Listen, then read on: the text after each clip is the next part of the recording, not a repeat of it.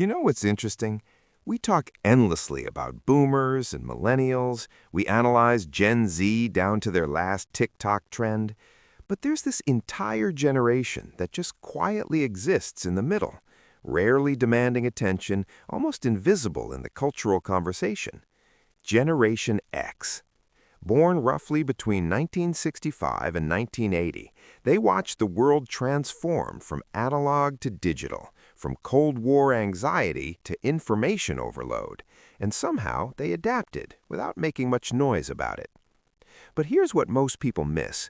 This generation's silence isn't apathy. It's a carefully constructed psychological defense mechanism born from a very specific childhood experience that shaped how they process emotions, build relationships, and navigate uncertainty. Today, we're going to explore the psychological traits of Gen X, not as standard, but as predictable responses to the environment that formed them.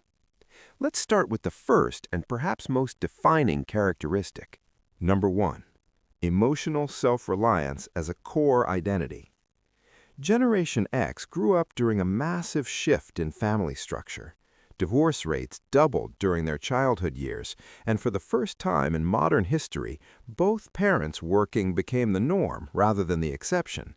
This created what psychologists call the latchkey kid phenomenon, where children return to empty homes and learn to manage themselves at surprisingly young ages. Now, what happens psychologically when a child repeatedly experiences self-sufficiency? According to attachment theory developed by John Bowlby, early experiences with caregivers shape our internal working models of relationships. For many Gen Xers, the model that formed wasn't "I can rely on others to meet my needs," but rather "I am capable of meeting my own needs." This isn't necessarily insecure attachment, it's adapted attachment. They learned that emotional self-reliance wasn't just useful, it was necessary. This shows up in adulthood as a distinct discomfort with dependency. Gen X tends to view asking for help as a last resort, not because they're proud, but because their psychological wiring tells them that self-management is the safest strategy. They're not avoiding connection, they're protecting themselves from the vulnerability that comes with needing others. Number 2. A default skepticism toward institutions and authority.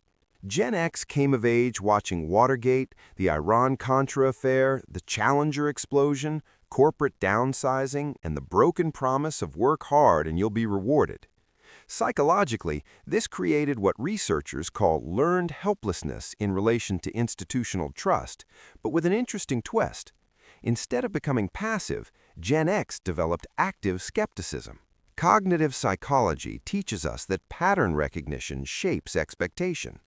When you observe institutions repeatedly failing to deliver on their promises, your brain creates a schema that says grand promises should be questioned.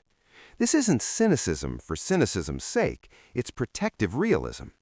Gen X learned early that blind faith in systems leads to disappointment, so they developed a mental habit of questioning narratives, looking for hidden agendas, and maintaining healthy doubt.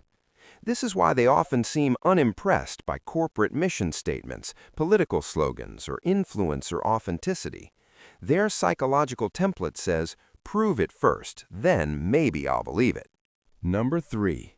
Comfort with solitude that borders on preference. Here's something that sets Gen X apart. They had childhoods that included significant unsupervised time. Before playdates were scheduled and activities were organized, Gen X kids spent hours alone or in small, self-directed groups. Psychologically, this did something important. It taught them that solitude isn't loneliness, it's space for internal processing. Research in developmental psychology shows that unstructured time is crucial for developing intrinsic motivation and self-directed thought. Gen X got massive doses of this. They learned to entertain themselves, to sit with boredom until creativity emerged, to process emotions without an audience. As adults, this translates into a psychological need for alone time that isn't about avoiding people, it's about emotional regulation. Where other generations might process feelings through social sharing, Gen X often needs solitary reflection first. They retreat not because they're antisocial, but because their nervous system requires quiet to recalibrate. This is actually a sophisticated form of emotional self-management, even if it looks like withdrawal to others. Number 4. Irony and humor as emotional armor. If you listen to Gen X communication patterns, you'll notice something. Vulnerability is often wrapped in sarcasm. Genuine feeling is delivered with a smirk, and sincerity comes with a disclaimer. This isn't accidental, it's a learned psychological defense mechanism. Growing up in an era that celebrated cynicism, think MTV's early years, grunge music, shows like The Simpsons and Seinfeld, Gen X absorbed a cultural message that earnestness was embarrassing. Psychologically, this created what's called emotional distancing through irony. If you say something meaningful but frame it as a joke, you protect yourself from the vulnerability of being taken seriously and potentially rejected. This defense mechanism serves a purpose. It allows Gen X to express genuine emotions while maintaining a psychological escape hatch. If the emotional bid is rejected, the irony provides cover. I wasn't really being serious anyway. It's not dishonesty, it's risk management. The downside, of course, is that it can make deep connections harder to achieve because the armor that protects also isolates. Number 5. An ambivalent relationship with nostalgia. Here's a psychological paradox that defines Gen X. They're simultaneously nostalgic for their past and dismissive of nostalgia itself. They'll mock remember when conversations while secretly holding tight to the music, movies, and cultural touchstones of their youth. This contradiction makes sense through the lens of cognitive dissonance theory. Gen X holds two conflicting beliefs. The past was simpler and better in some ways, and nostalgia is a trap that prevents growth. Rather than resolve this tension, they live in it, which actually reflects psychological sophistication.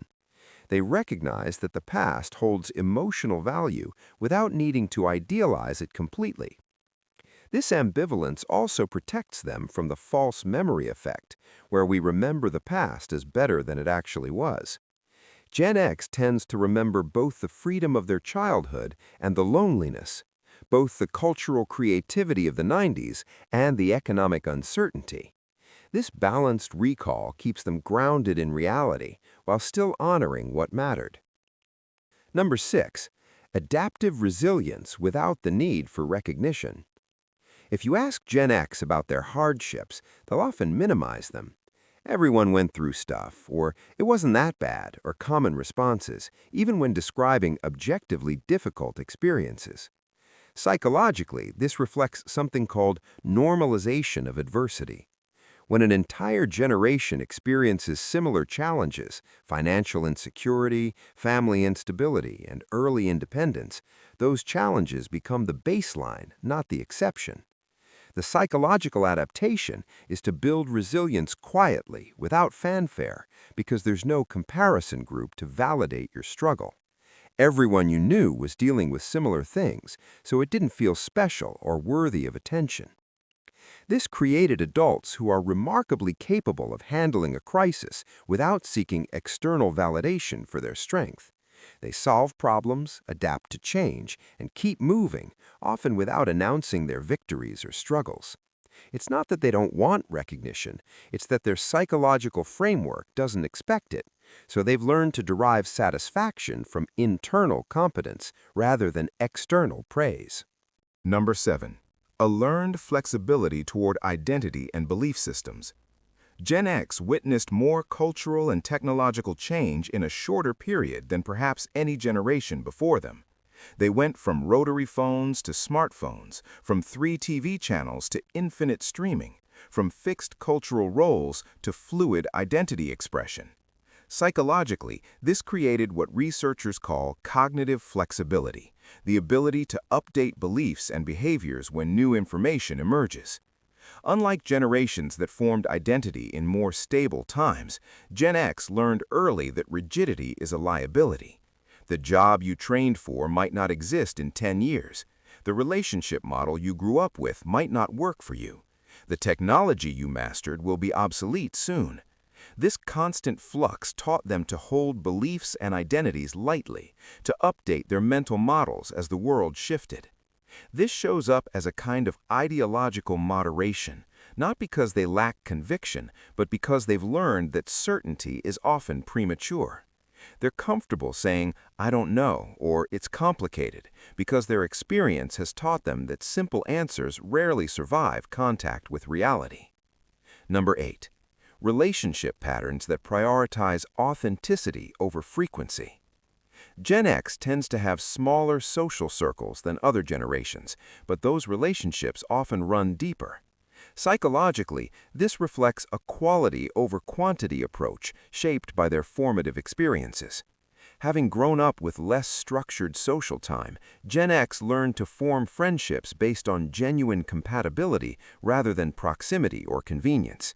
They didn't have social media, creating the illusion of connection, so they developed relationships the slow way, through repeated in-person interaction and shared experience. As adults, this translates into a social psychology that values depth and authenticity. They're less likely to maintain surface-level friendships and more likely to invest in relationships where they can be fully themselves, irony and all.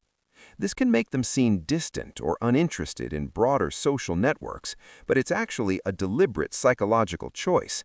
They'd rather have 3 real friends than 30 acquaintances. Number 9.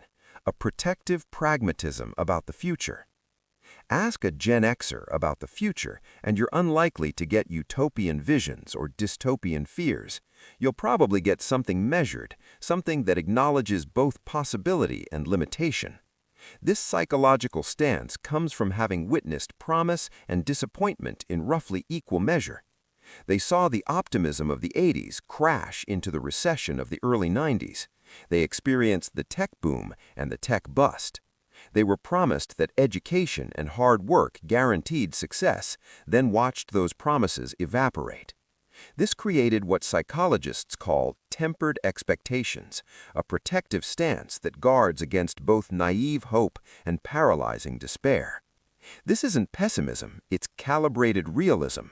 Gen X tends to prepare for multiple scenarios, to have backup plans, to save for emergencies, not because they expect the worst, but because their psychological template says, hope for the best, but don't count on it. This makes them remarkably stable during a crisis because they've already mentally prepared for things to go wrong. So, where does this leave us? When you look at Generation X through a psychological lens, what emerges isn't a generation of slackers or cynics, but a group of people who adapted brilliantly to a very specific set of circumstances. They learned emotional self-reliance because they had to. They developed skepticism because blind trust proved costly. They found comfort in solitude because they spent their formative years learning to be alone. They wrapped vulnerability in irony because earnestness felt dangerous. They built resilience without recognition because that was the norm. Understanding these patterns doesn't just help us understand Gen X, it helps us understand how the environment shapes psychology, how childhood experiences echo through adult behavior, and how what looks like emotional distance might actually be sophisticated self-protection. If you found yourself relating to these traits regardless of your actual generation, that tells you something important. These aren't just generational quirks, they're psychological responses to specific conditions.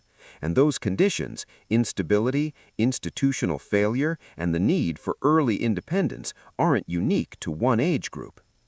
The next time you encounter someone who seems emotionally guarded, skeptical of grand promises, comfortable with solitude, and reluctant to ask for help, consider that you might be seeing not a personality flaw, but an adaptive strength.